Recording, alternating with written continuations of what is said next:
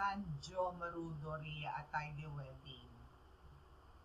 Yung anak ko, una nilang itinumba. Pangalawang ano na to, pangalawang proof na to.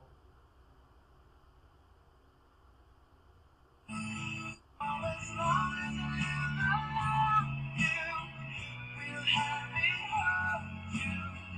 You look so beautiful in a while. As long as I live, I love you. We'll have it all.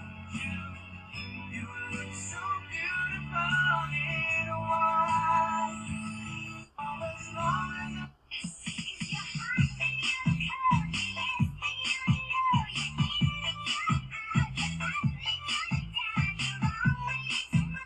Ayan o. Sinasabi na nakikita nila yung anak ko. Nakita ko na rin yung anak ko. Nakita ko rin yung anak ko.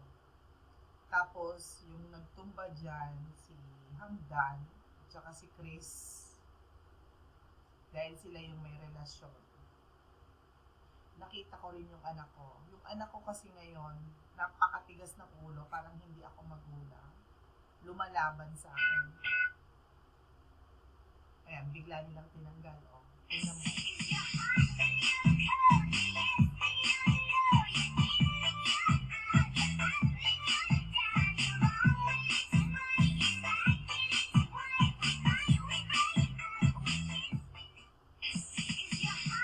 Lumaban pa, o.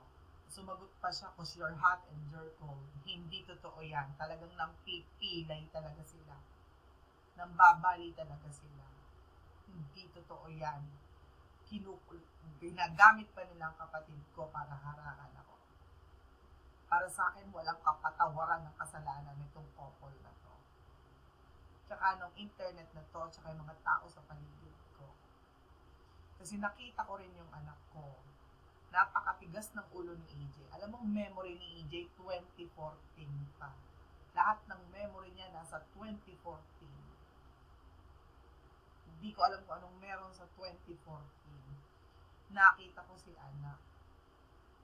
So, pangalawa na to na pambibiro nila sa akin. Pero nakita ko talaga yung bata. Pagising ko isang umaga, nasa harapan ko, iniintay niya yung shadow na umalis sa katawan niya.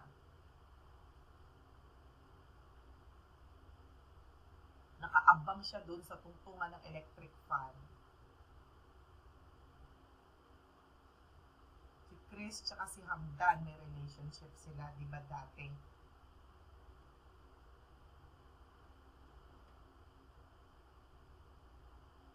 Tapos si Chris, si Elon, 11 years daw. Relationship, ibig sabihin meron pala silang connection. Parang ayaw nila na itumba kasi si Chris. Ayaw nila ipakulong si Chris. Ginagawa nila lahat para hindi makulong si Chris.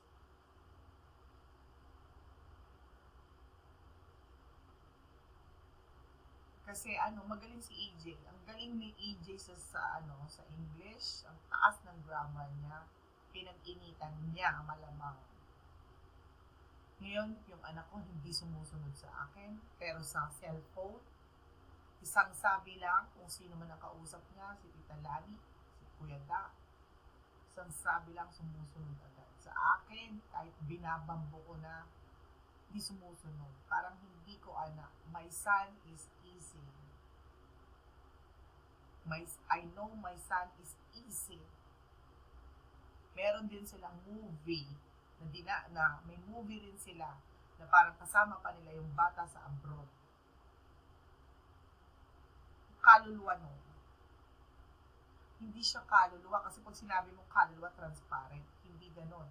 Buong siya, pero wala siya dun sa katawan niya. Nasa akin yung katawan niya. Tapos, yung isa pang version niya na parang tinatawag ng gypsy, yun kasama nila sa ibang bansa. So, may movie na kasama ni Chris yun sa ibang bansa. Tapos yung bata na nasa akin, matigas ang ulo. Nakita ko yun sa harap ko umaga. Kaya ang nervous ko, gano'n na lang. Hindi ako makahuwi. Walang face off. Ayaw nila ng ice cream. Dito.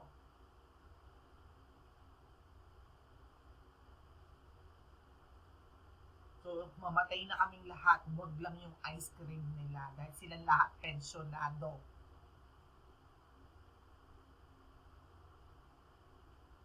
Pensyonado sila lahat ng ice cream. Dito. Ibinag nila ako ng ibinag dito.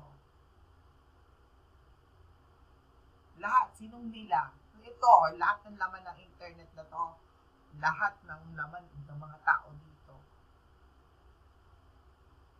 Sa baba. Kahit sarili kong kapatid, yun, kasabwat nila.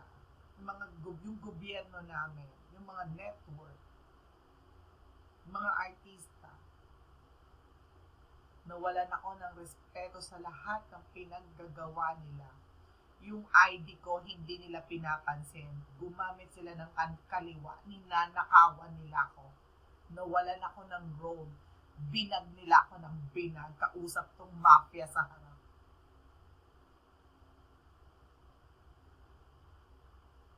Kausap yung mga halimaw sa harap. Napakasakit. Nawalan ako ng respeto sa kanilang lahat. Para magsalita ka ng ganito ay kamamatay mo yon. Pero naiinis ako kasi yung anak ko talagang nakita ko. Tapos ngayon, ang kalagayan ni EJ natutuyo rin. Ini-stress ni Kuya Da, ini-stress ni Lani. Nai-stress ang mga batang ng babato, napapraning na siya, natutuyo na rin yung bata ngayon. Nangangayaya. Nung una nga gusto pa nilang barilin. Yung sa Korea, gusto pa nilang barilin na yung anak ko.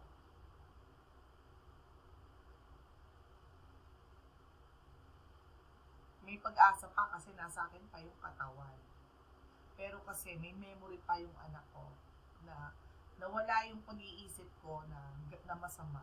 Kasi may memory yung anak ko na mga pinagagawa daw namin, nung mga bata pa kami, nung baby pa siya, gano'n, kinukwento niya sa akin yung kahihiyan niya, yung kaila Elaine, yung kwento niya kaila Elaine, yung may nangyari sa kanila ni Elaine, nagkikiss sila sa gano'n. Naalala pa niya yun, kaya nakampante ako. Pero talagang nakita ko yung anak ko. Tapos lumalabas pa to, pangalawa na to. Tapos tingnan mo, tinanggal nila kaagad.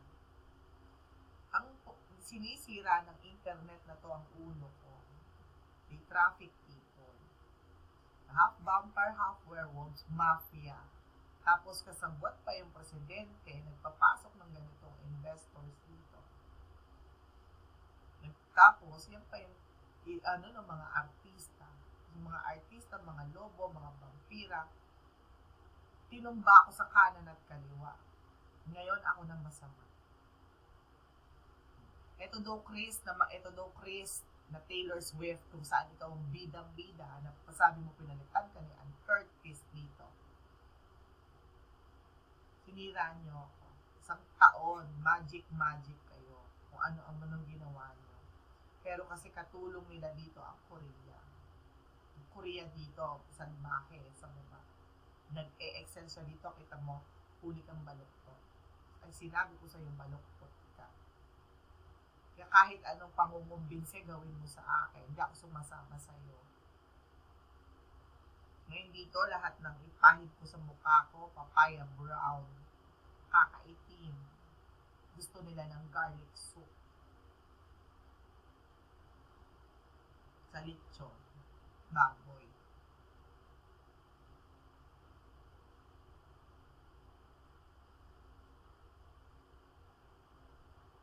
Tigas ang ulo ng anak ko. Kinuha na nila lahat sa akin. Nandito ako nakastock. Unti-unting pinapatay. Tapos pinag-iisipan nila ako yung anak ko. Kinuha rin nila. Ang kasama ko ngayon, isang bata na may shadow sa loob. Natutuyo. Hindi ko alam kung nandyan na ang anak ko o wala kasi nakikita nila naglalakbay.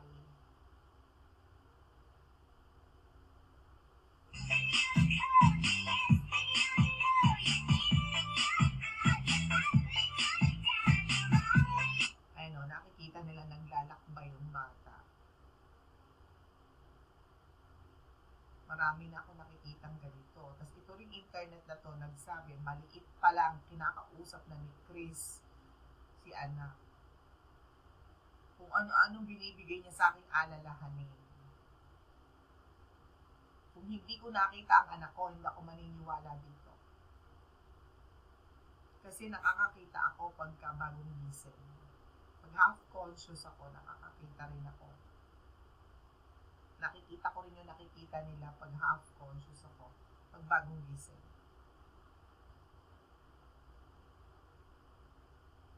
Mga ganito, nagbibigay ng alalahanin sa akin. Yung ugnayan ni Chris Elon, Chris Hamdan. Si Chris kasi dati vampira lang yan, di ba? Ngayon, meron pa siyang magic dahil sa dahil sa pakikipagtalit niya doon sa mga lalaki na meron kay Hamdan. Tapos, sa kanila ni Elon Musk. So, kung meron ka sigurong 10 kopya, si Elon Musk, binaril talaga dito.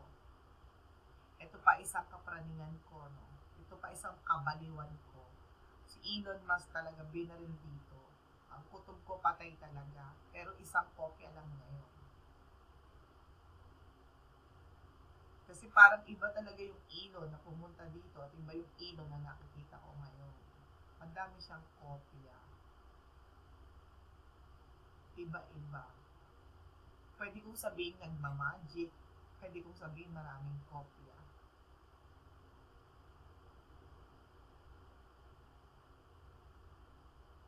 Pero pwede ko rin namang sabihin na they're being wise lang naman kasi pulpul ka. Sila hindi sila pulpul. Pero ang kutob ko pare-pareho yun tama. Dahil ang totoong may power talaga si Hamdan. And dahil nagkaroon ng relasyon si Chris at si Hamdan, nagkaroon sila ng power. Si Chris talagang original vampira. Maliit pa lang. Nahawahan niya si Elon Musk. Nung binaril nila si Elon. Kasi diba parang nandito si Elon Musk, may gusto daw sa akin dito. Binaril nila kaagad. Then matik naging monster na si Elon nun. Nagkaroon pa sila ng ugnayan. Nagkaroon din siya ng magic. Ana Karil, 3 hari. Ana Karil, 3 hari. Lahat yun nagkaroon ng affair kay Chris.